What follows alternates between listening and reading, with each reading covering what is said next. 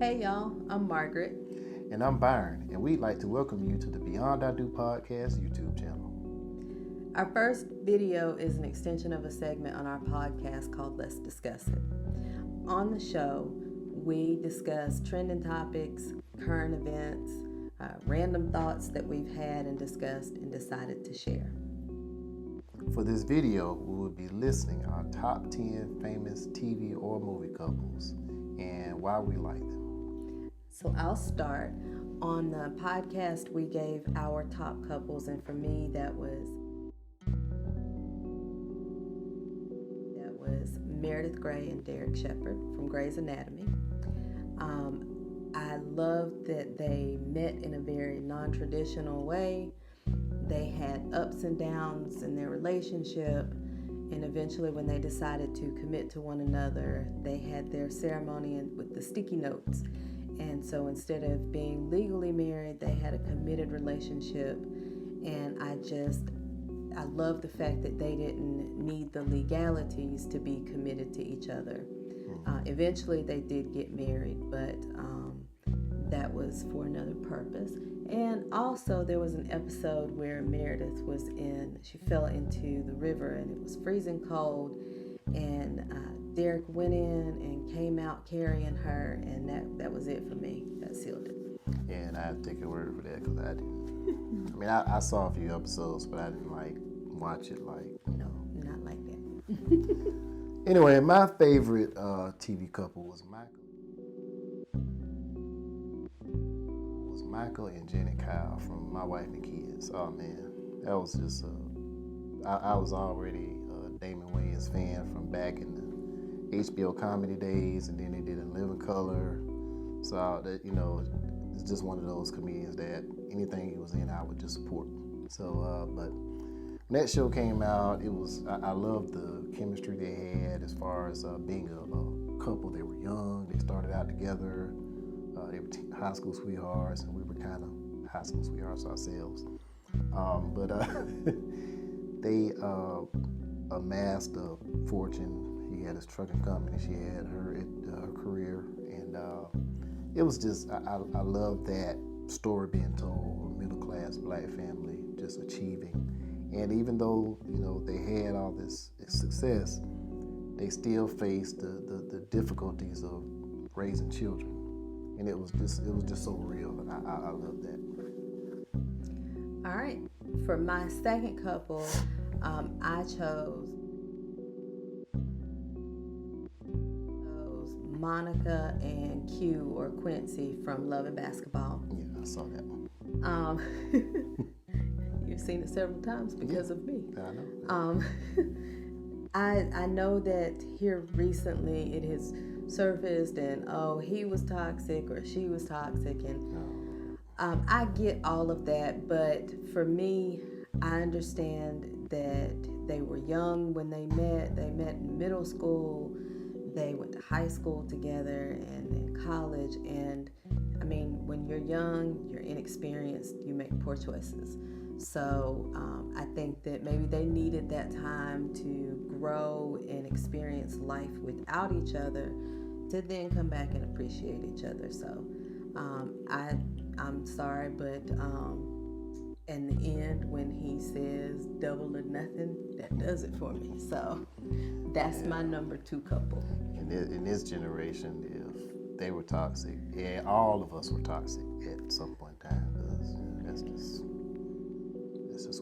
how we came up. So at any rate, my number two favorite couple, Julius and Rochelle Rock. We were researching this. I was trying to write down my notes, and I was like, what is Julius and Rochelle's last name? We had Googled it, and she was like, Rock. It's Rock, Chris Rock story. And I'm like, yeah, I guess that makes sense. So anyway, Julius and Rochelle, this couple that were struggling, trying to make ends meet, raise the kids, and the storylines were hilarious. It was nostalgia for me because my dad was in a lot of Julius, which I'm kind of like in there, frugality, and Rochelle's character, she was hilarious. I was ready to quit a job, kind of like a little bit, but it was just, it took me back, and some of the behaviors, some of the things that they did, I just love seeing that dynamic on TV. All right, my third couple is not necessarily a TV or movie couple, but they're a famous couple, and that would be Beyonce and Jay-Z. Yeah, everybody's favorite couple goals. Not everybody's. But this generation and previous generations. The fact that they very publicly went through infidelity and worked that out through their craft, and they're together still, they rebuilt stronger than before. I can just appreciate that. That's realistic. People go through things, couples go through things, and we can say I would never put up with whatever, but the truth is you don't know a situation until you've been in it. Exactly. And the fact that on top of going through all of this, they went through these things and shared that, like I said, through their craft with us. I admire that. So that's my third couple. All right, my third couple is Robbie and Julia from The Wedding Singer. Man, that was, what I liked about them as a couple was they were both just settling for just whoever could marry at the time. You get to that age, reaching the 30s, and they were just like, I just need to be married because that's what you're supposed to do.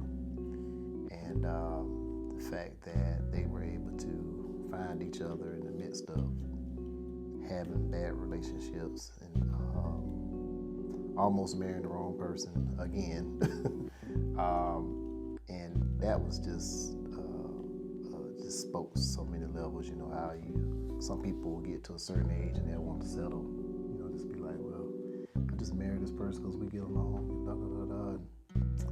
And they didn't really like the individual, so they didn't want to be stuck.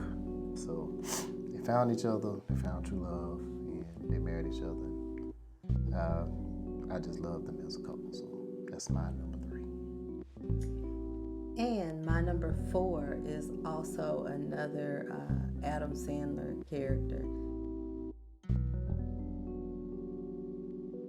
It'd be Henry and Lucy from 51st Dates. Yep, same characters.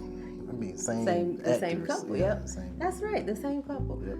So 51st Dates, if you've seen that movie, she has a brain condition and she has no short-term memory. So anything that happens, it's immediately gone after 24 hours. And he, throughout the movie, works to gain her trust and her love over and over and over again.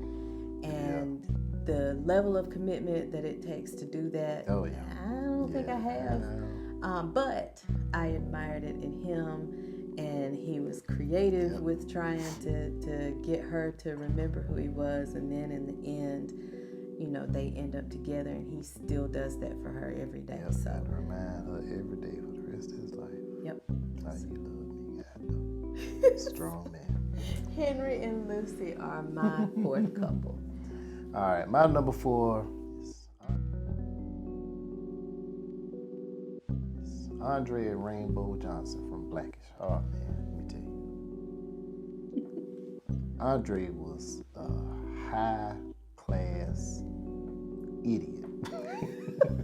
He was just an idiot. But she had some moments too. She had her moments too. They were something. They came together in the end, and but once they got halfway through the show, it was like, okay, well, the real them came out. But I just enjoyed the dynamic that they had with the kids, and even though he was an ad executive and she was a doctor, I remember they used to let everybody know what they were. But it was just an eye-opening to see them, successful black couple, raising their kids, teaching them the right things, and I think that was what we needed to see. So I really enjoyed them as a couple. And for my final couple, I chose.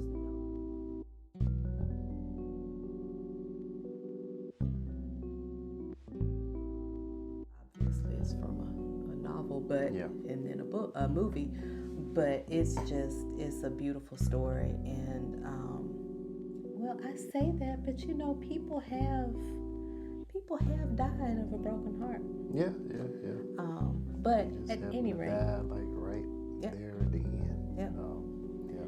So that's my favorite, or my final couple would be Noah and Alex from Notebook.